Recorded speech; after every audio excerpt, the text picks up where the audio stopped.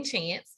I'm loving this wonderful series we've been doing with amazing women that I have the honor to know, some that I only know just through, the social media world. But today I have a legit friend on the podcast, just sharing about her life and her journey, the amazing Jennifer Spears. Hey, girl. Hey, thank you for having me. Jen, I honestly don't remember exactly the first time we met. Me neither. I can't remember. It's been lots and lots of years because I remember meeting you like when I know at least my daughter was a baby, but I don't remember where I was. So yeah, I know.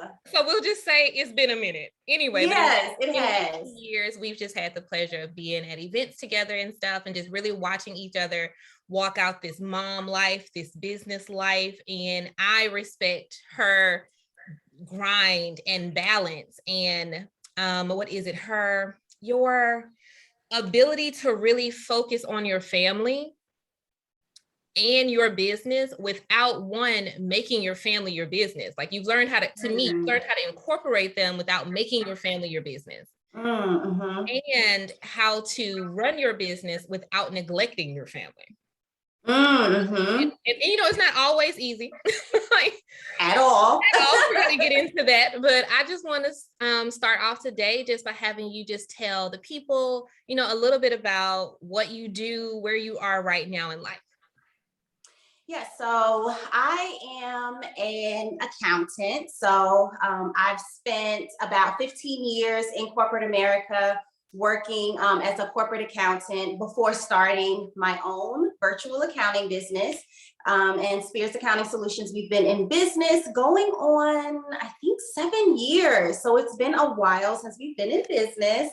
I am also a boutique owner, shopbloom.com, and we gave birth to shopbloom.com last October. So we're coming up on 1 year, our 1 year anniversary of me doing that. I am also a blogger and social media influencer, content creator. So I love creating content around fashion, beauty, and lifestyle. That's a little bit of what I do. And I was just thinking, in all the things she just said, I'm going to link all of that. It'll be so you can get these good clothes, because I love the fashion in your boutique. Oh, thank you. It's always statement pieces, but classic at the same time, if that makes sense. Kind of stuff it's like that really good piece you get from an aunt that you can wear forever, but everybody always stops and asks, where'd you get that from? Yes, that's exactly our goal when we start sourcing and shopping for the boutique, is to find pieces just like that. I'm glad, because that you are hitting it the mark every single time. I absolutely love it. Yeah, absolutely love it. Okay, so you are where are you living right now? I am in Atlanta, Georgia. I've been in Atlanta, oh my gosh, since 2005. So Atlanta is home. And that makes sense, because when you said you've had the accounting business for about 7 years, and my daughter is 7, so I was trying to figure out how long we've known each other. It's around that time. Makes perfect sense now. So she'll be 8 in December, so that makes sense. Okay, so where are you from, though? I am, okay, so I always have to explain this, because when I start to talk, people will say, I don't hear the Southern, I hear more East Coast, I hear New York. So I was born in Long Island, New York. I moved when I was 12 years old. I don't feel like I still have an accent, but other people hear it. I don't really hear it. I do, okay. It's okay, you do. So we moved to South Carolina. So I went to high school and grade school in Charleston, South Carolina. And I also went to college in Florence, South Carolina, Francis Marion University. And so that's where I'm from. So I have like the city and the country, so I give you a little bit of everything. Yeah, Charleston did not take the East Coast out of your voice. Like not at all. Just want you to know that, because I remember the first time you said you lived in Charleston, grew up in Charleston. I was like, really? Because I was expecting you to say like Jersey. No, people, that's why I always have to explain, because they be like, you faking, you are not from Charleston, because in Charleston, they have Geechee and And Gullah accent. exactly. And that's what I was Yes. saying. It's a very distinct accent. Yeah. And you have none of that. And none of that happening. You know, I'm in Alabama. So my Alabama slides out real easy. It just comes on out. I hear it every now and then. And people, they're just like, and the only reason I think is not as strong is because I was raised by a family of school teachers. And so your diction is going to be on exactly point. And I was in journalism. So journalism teaches you to have a non-coastal accent. They literally train us to have a non-coastal accent. And then my grandmother was just very strict on, you're going to pronounce that word correctly. I love it. That's just how we were. Okay, so I want you to kind of just take us along the journey of you getting to where you are right now. So, you know, one day when you first decided, okay, this is the career path I want to take. Now, this doesn't have to be the career path you're still on. But let's just say you get an idea, I want to start on this career path. What has that journey been like from that day? Let's just say, let's rewind, like, let's see, the business is 7 years. How long you been married? 7 years. So we started like shortly after I got married. Well, let's go back like 15 years.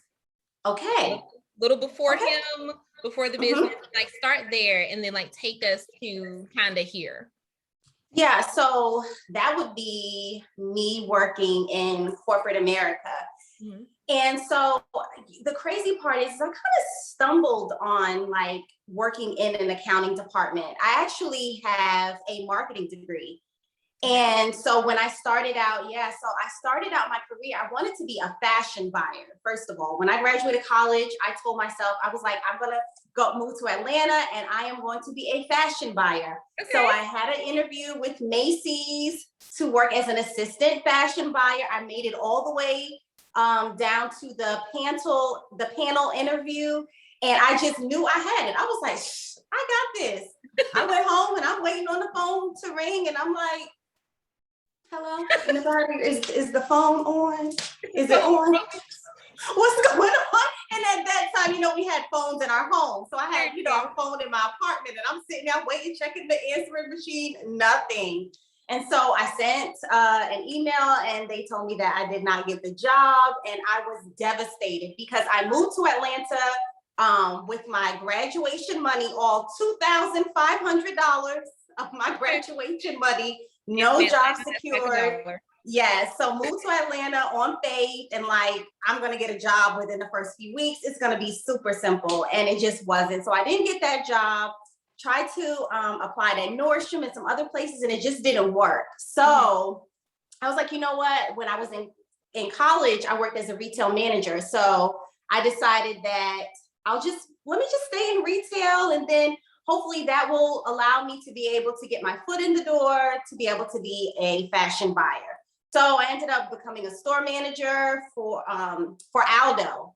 And the crazy part is that is where I met my business partner for shopbloom.com.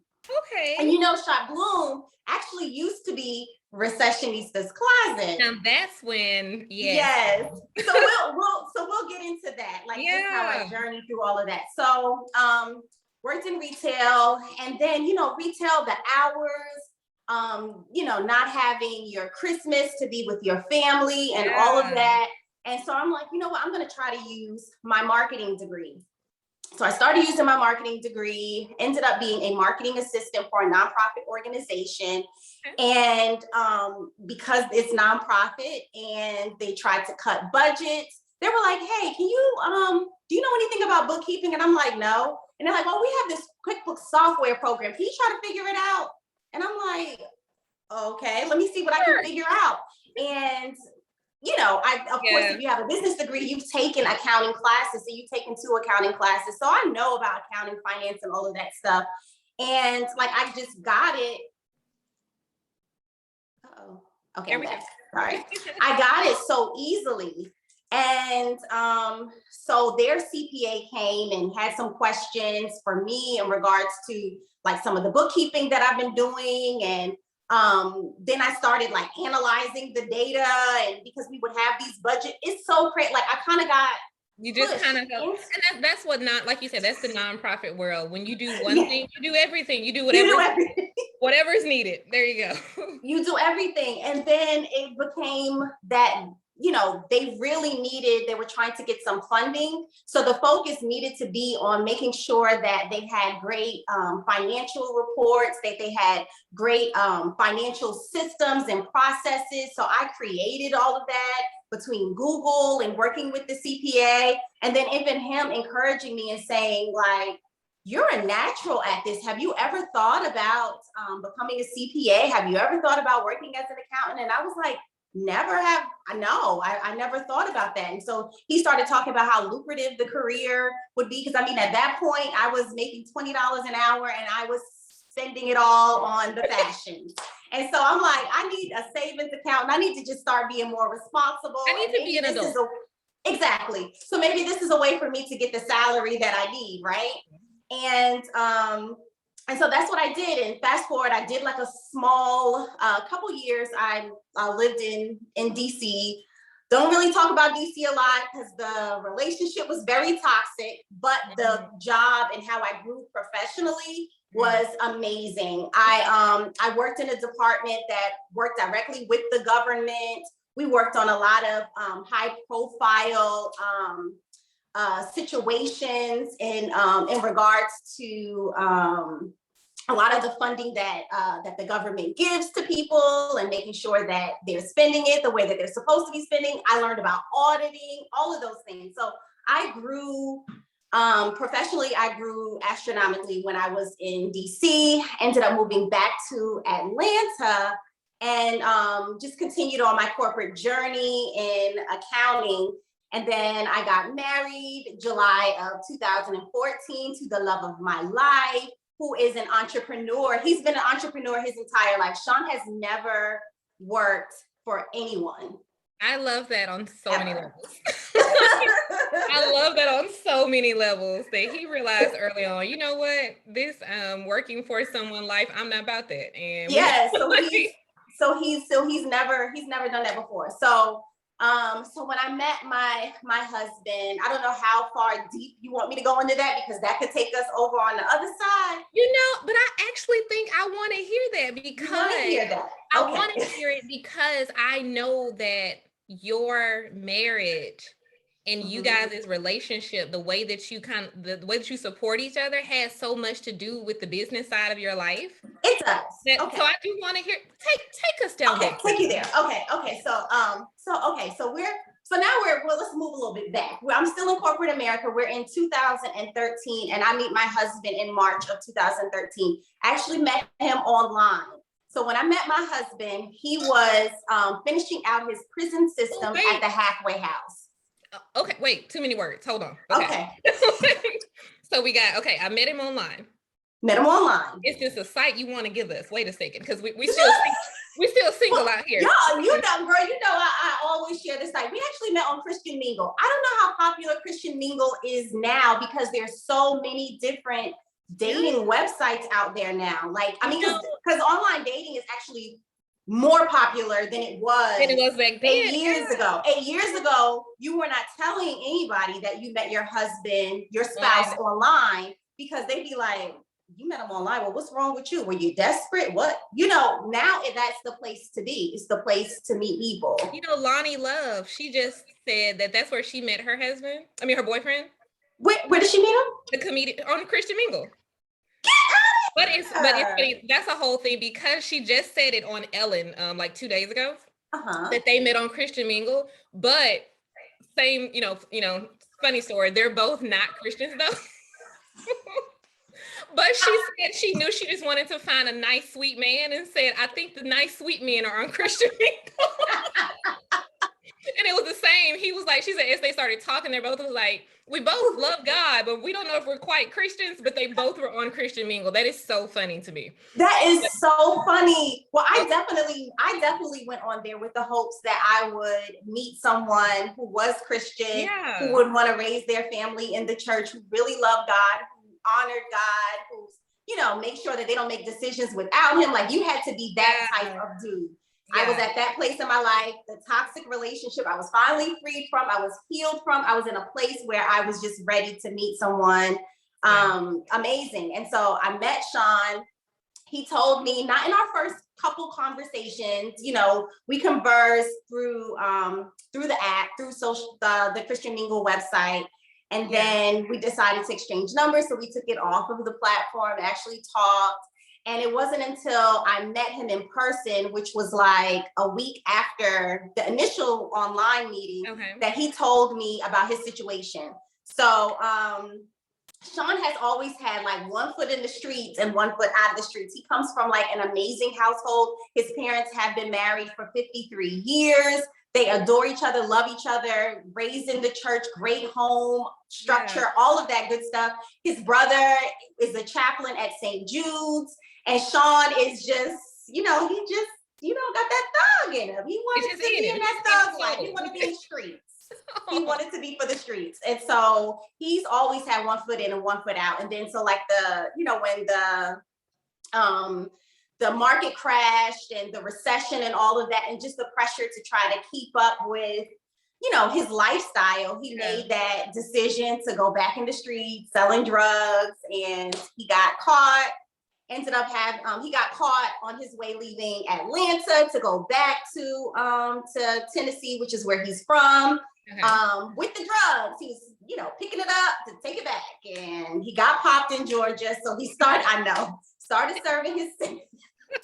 But he always says that was like prison saved his life. It literally changed his life, because that's where he met the Lord. He met some really good Christian brothers who just walked him through the Bible, and that's where he rededicated his life and all of those things. Come on, prison church. Huh?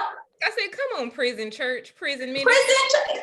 Listen, Sean says that he was like, he said, I'm telling you, he said, the Bible scholars are in the prisons. He said, because you have nothing else there's not a lot to do, and that helps you keep focused. It helps you, you know, you don't have any distractions. Yeah. You know, like when we're reading the Bible, and of course we have our quiet time and stuff like that, you know, when you're in the free world, but it's easy to get distracted or say, oh, you know, I got to go pick the kids up, or I got to cut this short. I'll start back tomorrow because I got to do this. You don't have that in prison. So it's like, if you in Psalm, you be like, you know what, I'm gonna just go ahead and read the whole book of Psalm today. I'm gonna just finish it. It's that good. I'm just gonna finish it. So, you know, that's where he met God. His life changed. And so he was finishing out the rest of his sentence at the halfway house. And that's when I met him. And, you know, the crazy part about it, people always ask me, like, did I want to, when he told me that over lunch, did I want to go straight to the door and leave, you know, the lunch? And I did it. Like, he was like, there was so much peace in our conversation. I felt God's peace. Even as he was sharing his story, like I got teary-eyed, because you could just feel the anointing that was just on his life, like just everything that he'd been through. And then in addition to that, so he's in a halfway house, and he's just starting restructuring his construction company that he had in Tennessee before he decided, you know, to sell drugs. So he's restructuring that. He had already filed his LLC. He already found it all. Like, he had a whole office. You're in the halfway house. You have an office, okay?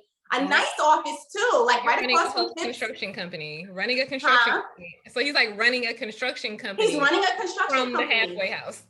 At the halfway house. And I love it. Crazy. So he just started doing that. And then he asked me, he was like, you know, he said, since you're an accountant, he was like, you know, I could really use your help, because they were trying to get funding from like investors and go in on a project that he saw in the Virginia Highlands, which is the area in Atlanta during that time that was just like really popping.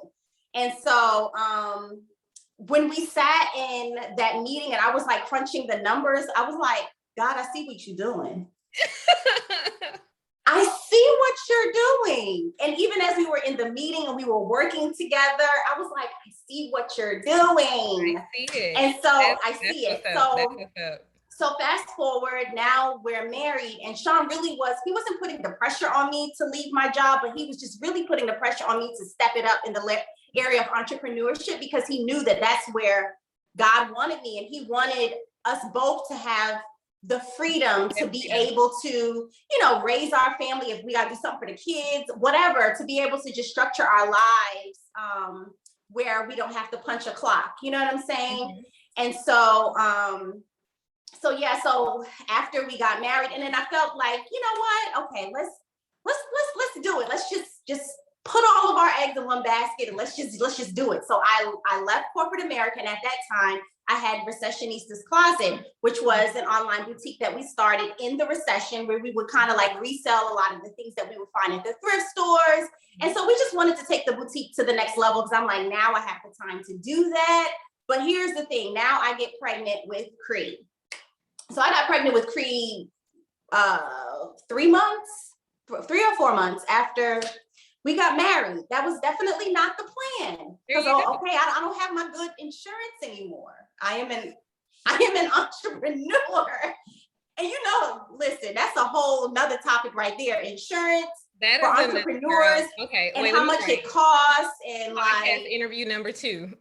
We'll write that down. Listen, so I'm like, what is going on? And then because I no longer had fibroids, because I had fibroids, it was a very difficult pregnancy. So the focus was just on like my pregnancy. So I just really didn't get to take my business to the next level at that time. So in the construction industry, it's fickle. Like Sean could have a contract, multi-6-figure contract, after he ends up paying everybody out, he may profit, I don't know, maybe 40, 50 grand. And so when you have a family, you have a house, you have all of these things to take care of, and you know, he has other children as well, and I'm pregnant with Cree, and now it's in a down season where there's not a lot of projects coming in, and it's like, okay, what are we going to do? And I just felt like I wasn't pulling my weight. And then I also didn't like, for me, and this is for me, I know every wife is different, but for me, I just like to have my own. I don't really like, even though it's all, I get it. It's what's yours is mine and all of that good stuff. I understand that it's one pot, but I want to put stuff in the pot. Yes, and have my own pot, like my own pot. It's like we have ours together, and then you can have another little small pot, and I got my other little small pot. I just put my own pot. So if I want to go get my nails done, I want to do anything for myself, I don't have to consult you on it. You know what I'm saying? Type thing. It came out the little pot. It came out the little pot. So that's when I remember telling Sean, I was like, you know what? I'm going to go, maybe if I get like what do you think about me getting like a part-time accounting gig? He was like, why would you do that? Why won't you just do it for yourself? Why won't you just do what you did in corporate America and just do it for yourself? And I was like, because how am I going to get clients? He was like, I don't know, like put an ad out there. He was like, I don't know. He's like, where do people find accountants? And I was like, I don't know. Like, I've always worked in the industry as a corporate accountant. I don't even know where to start. And so he was like, so he goes and he Googles like where to look for accountants. And then it said like Craigslist. He said, there you go, boom, put an ad on Craigslist. I was like, what in the, okay. Like, exactly, Craigslist. But I did it, put the ad on Craigslist, and literally the same day that I put the ad on Craigslist, I got phone calls. I said, okay, with people who have small businesses. So now I'm not working with big corporate clients, but I'm working with small businesses. So it was a man who had an ethnic food store, and that was like my first client. He's actually still my client. I do some things for him, like I file his taxes and stuff like that. But that was like my first client. So that was like the start of like Spears Accounting Solutions. And I was just like, wow, I can really do this for myself. And at that time, cloud-based accounting was very popular because— What does that mean? Wait, what does that mean? Okay. So cloud-based accounting is basically like you have QuickBooks, you have Xero, you have so you have all of these different QuickBooks softwares, where it used to be you had to go in like the office supply store, you had to order and you had to download it onto your computer, and it was on a server. Now it's all online. So you can literally log in and boom, everything that you need is like right there. And so that was like really popular because now you have you have more people becoming entrepreneurs, more people needing to, still got to answer to the tax man. You still need to have processes in place. You still need to have bookkeeping and all of that good stuff. You still need to know how profitable you are. Should you continue on this entrepreneurship journey? How is it working out for you? You know what I mean? All of that stuff. And so the popularity of it, like I could see, like, you know what, this could really be lucrative. So my target was entrepreneurs and small businesses at first. And so then I ended up getting another client from off of Craigslist. And it's so funny how that happened. Because they wanted to work with me. They were like, I feel like I could trust you, but they were burned before by another accountant, who just didn't file their taxes correctly and all of that stuff. And they have no knowledge. Yeah, it was a mess. And they had no accounting background, no knowledge of it, just really wanted someone that they could trust to say, here, you just do it all, and then I can just focus on what I need to focus on. And so they needed me to have, they wanted 2 references. And so I'm like, I ain't got but 1 client. And so I'm like, and he's obviously, that client is going to say, oh, I've been working with her for about 2 weeks. You know what I mean? and so Sean, again, being the businessman as he is, and also being just very discerning, like like the Holy Spirit just always be dropping stuff, and he be hearing. Like sometimes it takes me a little while to, from my ears on a kind of unclog and hear what God is saying. Sean hears it. He hears he hears it immediately. So he says, why don't you reach out to your old boss? He's like, you left. Yeah, he's like, you left, and on good terms. And so I was like, okay. So I sent a text. I said, hey, I just started an accounting business. I have a client that needs a reference. Can you give a reference for me? And he was, responded back. He's like, sure.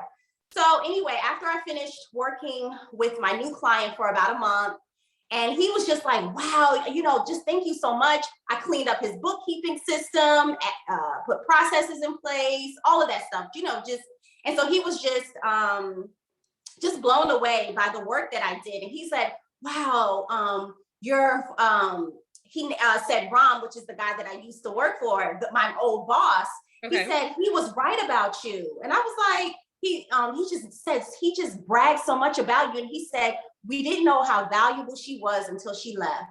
I was like, wow. And so I was telling Sean, never saw the recommendation. You never saw it. I never saw it. Never, don't know anything. I just know that he didn't say anything bad, because clearly, and I was just like, wow. And so I was just touched by it. So I shared it with Sean because I was touched by it. Sean is thinking strategy. So he's like, oh, so why don't you hit him up and see if he want to work with you? I was like, that makes no sense. I said, they're going to want to have an in-house accountant. Why would they want to hire someone who's going to work from home and do their stuff from home? And I was just like, it's not going to work. And he's like, well, what's the risk? If they say no, you keep doing what you're doing. If they say yes, now you have, a really big client. So you're not just working with. I'm trying to hear, baby. I'm liking where this is going.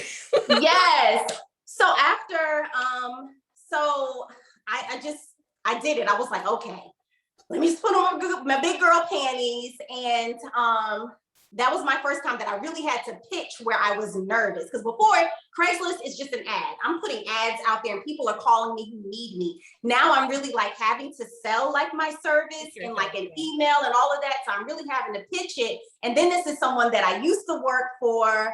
And then I want to make it clear, I ain't trying to come back and punch your clock. Like, I don't work for you. I don't work for, I wanted it to be clear that you're hiring Spears Accounting Solutions, to be your accountant. And so he said, it's so funny that you sent me this email, because I'd love to schedule a meeting with you, because there is an opening. We don't have an accountant right now. And I'm like, talk about timing. So fast forward, I went and I sat down, and I already had in my head, because I'm like, I know that they're going to want to know how much it's going to cost and stuff like that. And then I had to figure that out, because I cannot charge what I was making or what I would make in corporate America, because it's different. I have different responsibilities. And also you have a team of people who are working together. All of this is going to rely on me. So now the price is not going to be what you was paying me, when I was working in corporate America. So then now, Yesterday's price is not today's price. yes, A new day. It's a new day. A new day. So I already had in my head what I was going to charge once we got to, okay, how much is it going to cost us? And I didn't even get to that segment because they were like, okay, so we love it. You work from home. They were like, is there some time that you can actually come into the office? Because you know, like a lot of their files, financials are in the office. Actually, it's still on paper. Exactly, still on paper. And so I was like, sure, as long as I can kind of set when that could be. And they were like, we don't want to do meetings virtually. We want to do meetings in person, all of that good stuff. And I was like, I'm with it. And they were like, and here's what we're going to pay. And I was like, because I shortchanged myself. Because really, when I wrote that figure, I was scared because I'm like, I want them to say yes. And I want them to know that, I just wanted it to work. And I wanted them to say yes. So I kind of lowballed myself, but it was still a good number. But the number that they gave, I was like, yes, okay. And and you're trying to remain calm, like, I guess that'll do. Listen, because I'm like, if I don't have another client, what I am making with them is more than what I was making when I was punching the clock, working 40 hours a week. Yeah. On my own, setting my own schedule. Like, how in the world does that even happen? So that was how we gave birth to the whole company. And literally all of that happened within a matter of a few months of me putting the ad on Craigslist.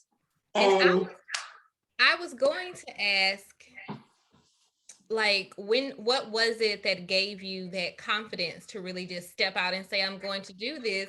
But it was Sean. It was Sean. Like, I didn't even have to ask you that because it was like literally, and I love how you had the mindset originally of, I just fell into accounting. I didn't really know how I got there or why I was there. And then you met Sean and God is like, this is why you were there.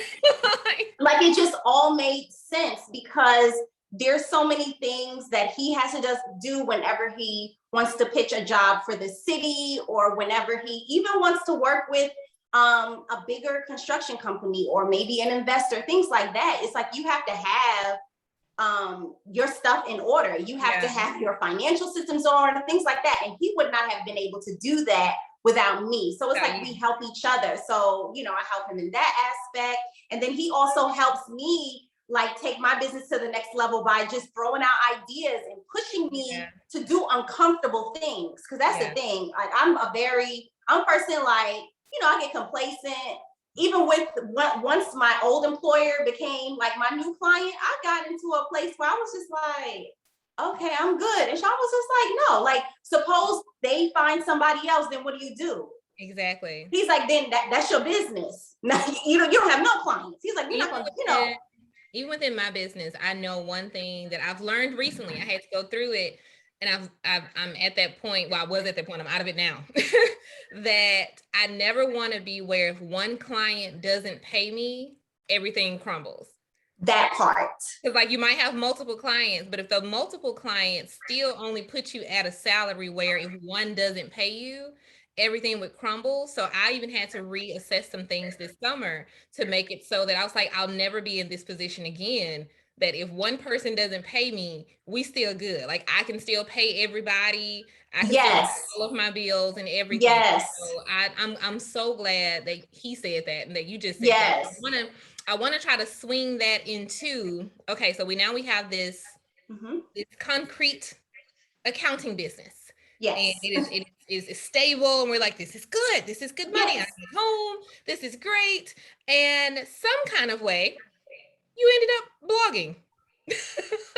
Yes. The way you transitioned into like you're also now I'm a mommy blogger on Instagram. Yes. So how did that kind of flow into what you're doing? Because I want to make sure we're still on good time, but I really don't want to miss that.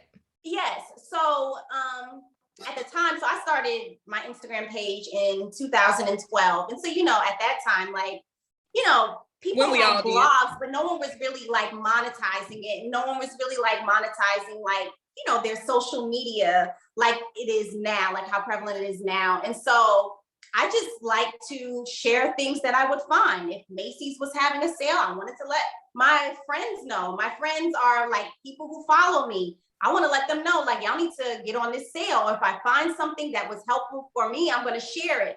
Not asking for anything in return, not expecting like a brand to give me a contract or anything like that.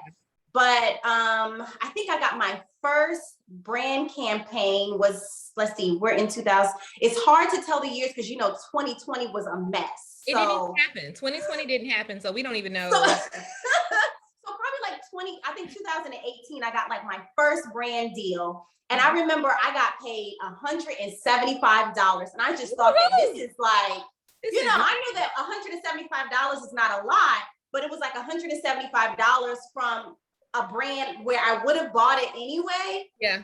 And it was something that I actually liked. And all I had to do was take a picture that I'm going to do anyway. And you're going to pay me $175. And I was like, oh, this is great. So then it just became that. And then the brand campaigns got bigger. The deals got bigger. And it just turned into this whole thing where now I am actually making money doing something that I was doing organically for free. And I still share things for free. Like, I'm not the type of person to say, I'm not sharing this, I'm not tagging the brand because they didn't send me a paycheck. That's not me. Because if I find something that's good, I want people to know about it. And then guess what? Tagging the brand puts me on their top of mind. So they're like, okay, we need to, reach out to her and see how we can partner. So that's basically how my whole influencer business started. And then now I have like another stream that's very lucrative. So having that influencer, because you went ahead and said the word, because I know sometimes some people don't embrace the word influencer because it has a negative connotation sometimes. I think I like the term influencer. I don't think it sounds arrogant. I think it's just because to simply be able to influence someone is that you can convince them to do something. Exactly. But if you're convincing them to do something that's helpful to them, and that's the part. I think it depends on your intentions as well, because you do have some people who are influencing people to go out and buy something that they know don't work. That they don't need, or they know that person can't afford. They're targeting an audience. Exactly. They haven't used it. They don't believe in the brand, all of that stuff. You will never get that from me. Like, at the end of the day, one, it's not my only stream, so it's not even that serious for me. Number two, I know that people trust me, and I like that. At the end of the day, I want to be able to sleep at night with a great conscience that I have not done anything to harm someone else. So there will never be a time that I will work with a brand that I don't believe in, that doesn't align with my brand. Like, you're not going to ever see me selling anything, offering you anything crazy, like on my page, something that doesn't work for me, something that I don't actually use. Even before, if it's a beauty brand, like, you have some brands that like to send you the product and then they want you to turn around and deliver the content within a few days. And I'm like, that's not even enough time for me to see if it's something that I like.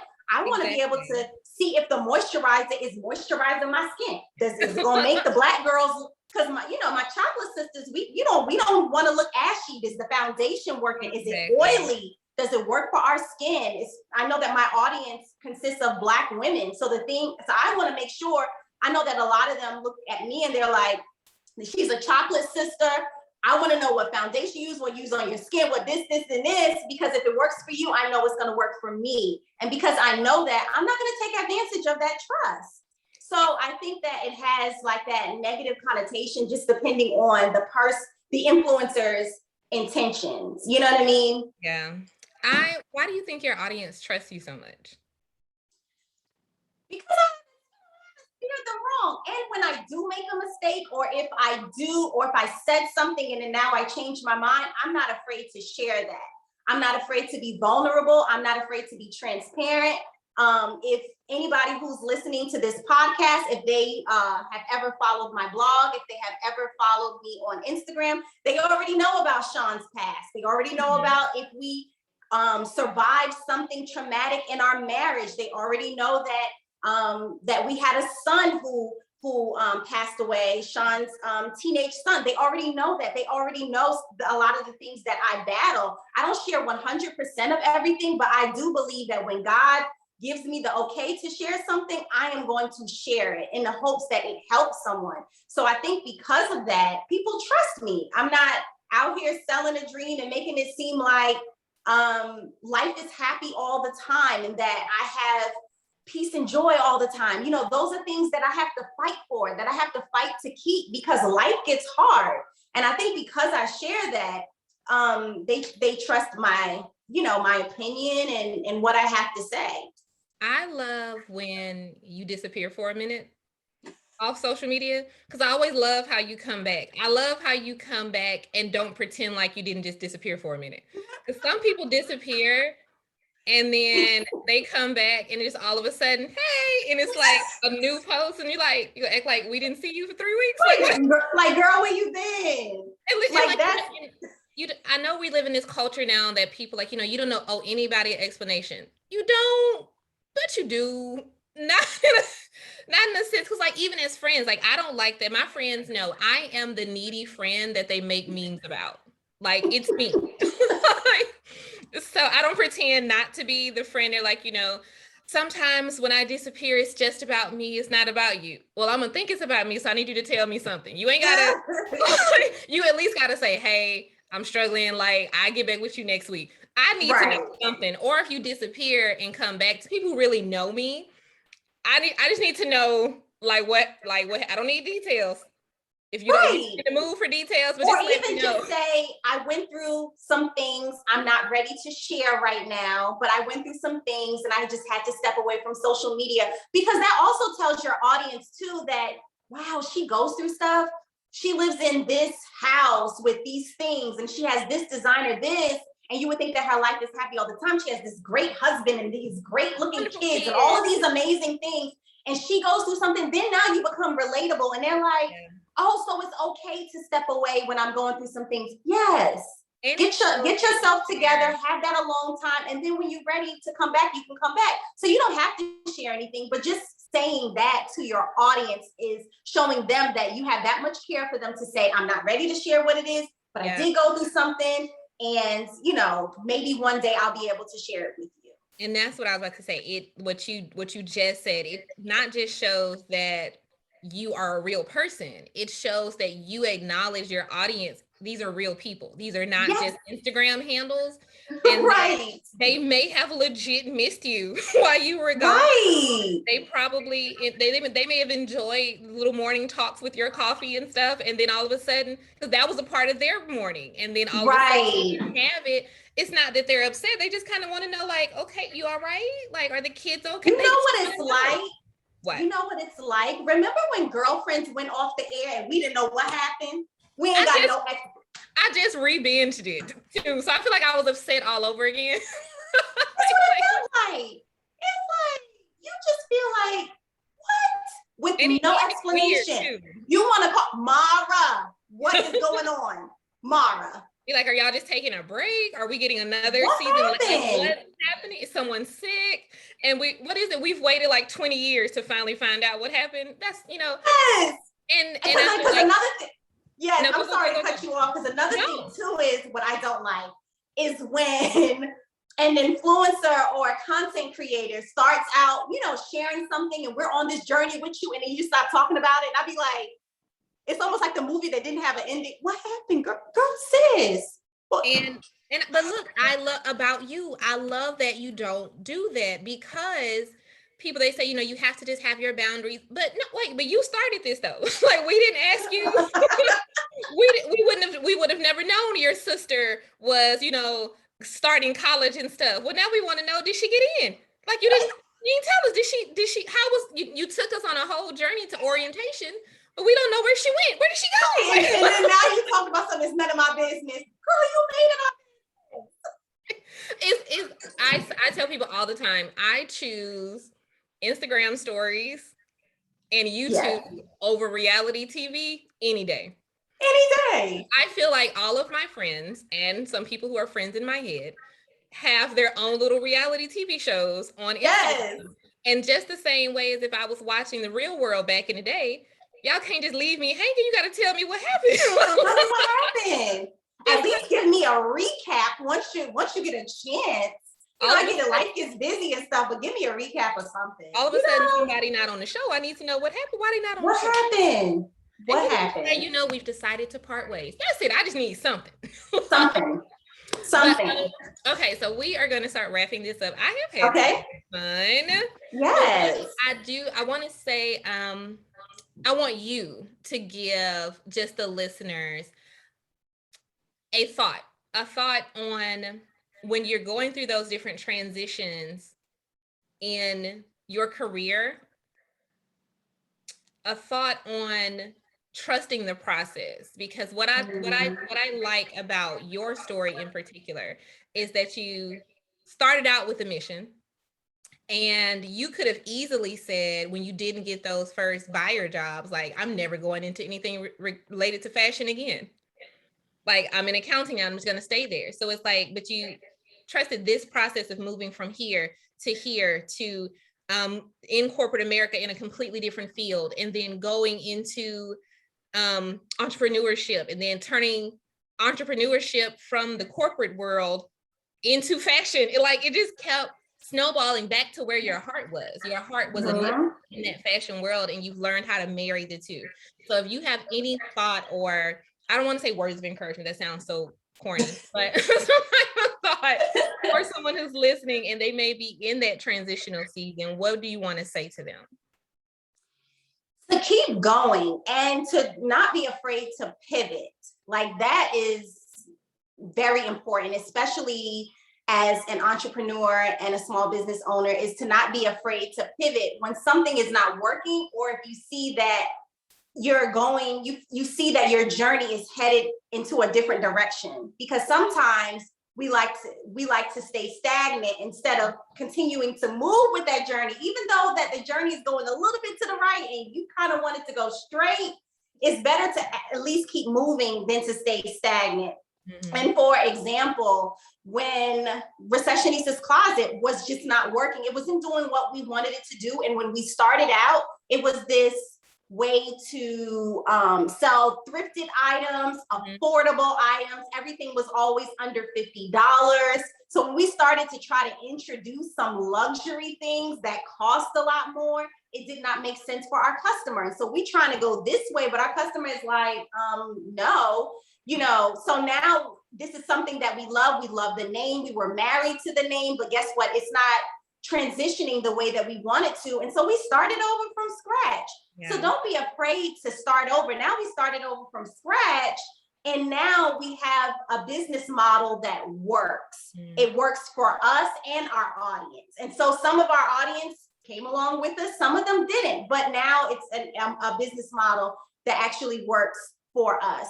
And so at the end of the day, don't be afraid to pivot. If something is not working, strategize and come up with ways to maybe go in a different direction, or to just kind of revamp your idea.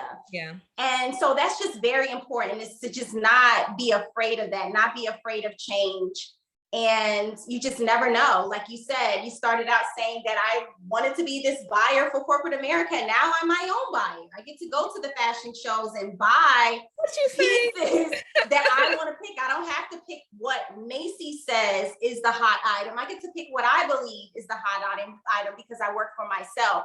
So you just never know where it may start. And some people, you may be right there at your 9 to 5 wondering, why am I here? God uses all of it. There's nothing that I've done in my previous jobs that God is not using right now, right here in my business. And so there's a purpose in that. There's a purpose in why maybe your business is not working. Maybe there's something that you have to restructure. And I think that, not to sound super spiritual, but I honestly believe that when we just really take the time to just listen to God and just trust him and trust the process, everything always ends up turning out the way it needed to turn out. You know what I mean? Even if you had to go through this long and hard journey, everything always ends up turning out the way that it needed to start out. What is that saying? They say you've made it through 100% of your bad days. Oh my gosh, Like, yes. you've made it through every last one. Not one of them took you out. Yes. So, Yes. And there will be times where you feel like, this is taking me out. I can't do it. There are those times, and that's okay. That's when you lean on like your community, people who are entrepreneurs, small business owners who understand what you're going through. That's when you lean on them to kind of get that strength to be able to keep going. And we just regroup and knock it out. Okay. That's it. So thank you so much, sis. You're welcome. Okay. So I am going, for everyone listening, I am definitely going to tag all of the things, link all of the things to get in touch with you. So it'll all be in the description when I put it wherever it is in the show notes, like to make sure you guys can get in touch with her for any of these reasons. Like, I don't know if she's taking new clients right now with accounting, but if she is, or if she is later, who knows? I'll make sure that all that information is available for everybody. But thank you so much for taking this time out, as we both have little humans who need us in a couple of hours. I'm gonna let you get yourself together, and then I'm gonna get my kids from school. Yes. In the middle of this pandemic life, we're gonna figure that out. I'm telling you. That's a whole nother interview. But thank you so much. And everybody, thank you for tuning in. We'll catch you next time.